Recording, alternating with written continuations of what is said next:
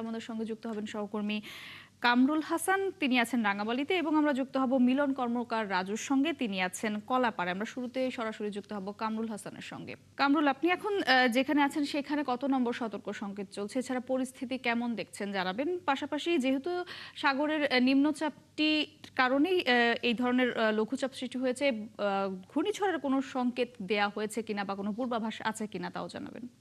যে মৌটুসী উত্তর পশ্চিম বঙ্গোপসাগর ও উত্তর উড়িষ্যা পশ্চিমবঙ্গ উপকূলে যে সুস্পষ্ট লঘুচাপটি ছিল এটি মৌসুমী নিম্নচাপে পরিণত হয়েছে। পায়রা সমুদ্র বন্দরে ৩ নম্বর সংকেত এখনো বহাল আছে এবং পটুয়াখালী নদী বন্দরকে ১ নম্বর সংকেত দেখিয়ে যেতে বলা হয়েছে। আপনি দেখছেন এখনো কিন্তু ভারী বৃষ্টিপাত হচ্ছে। আবহাওয়া অফিস ভারী বৃষ্টিপাতের পূর্বাভাস দিয়েছে বরিশাল অঞ্চলে, এবং দুপুরে যে জোয়ার হয়েছিল এই জোয়ারের পানির তোরে কিন্তু অরক্ষিত যে এলাকাগুলো রয়েছে সেগুলোর বেড়িবাঁধ এবং নদী ভাঙনের তীব্রতা কিন্তু বেড়েছে, এমনটি আমরা জানতে পেরেছি। বিশেষ করে চরমন্তাজ এবং চালিতে বুনিয়া এলাকার যে অরক্ষিত বাঁধগুলো ছিল সেগুলো নতুন করে আবার ক্ষতিগ্রস্ত হচ্ছে। আমি এই মুহূর্তে আগুনমুখা নদীর তীরে রয়েছি, এখানে কোরালিয়ায়।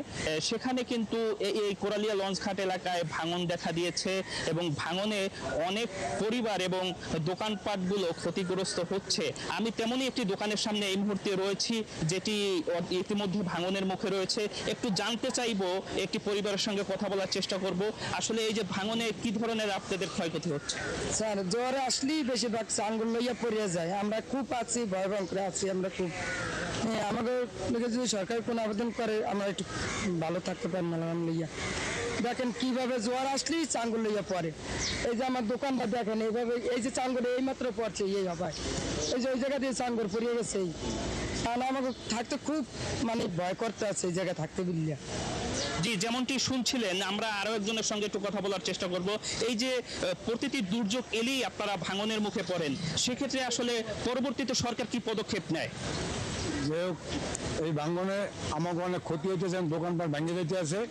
আর হয়তো ২-৪ দিনের মধ্যে আমার দোকানপাট ভেঙে যাবে। আমরা সরকারের কাছে দ্রুত কাজ চাই।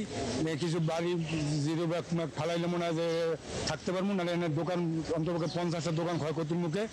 এই জন্য আমাদের অনুরোধ থাকবে স্থানীয় সরকার মন্ত্রণালয়ের দায়িত্বে যে আছেন মাননীয় মন্ত্রী, আপনি আমাকে একটু সুনাজারে তাকাই আমাদের দিকে, যাতে আমরা থাকতে পারি। যে জন্য কিছু বালুর ব্যাগ বা জিরো ব্যাগ ফালাই আমাদের একটু থাকার মতো একটু আশ্রয় করে দেন, নাহলে আমরা সবাই জিরোইন করে পড়বো।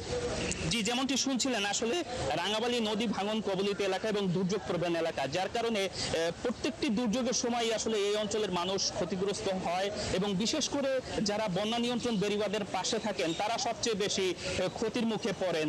এই ছিল আমার কাছে সবশেষ। ধন্যবাদ কামরুল হাসান আপনাকে। দর্শক, বঙ্গোপসাগরে লঘু চাপের খবর জানাচ্ছিলেন সহকর্মী কামরুল হাসান।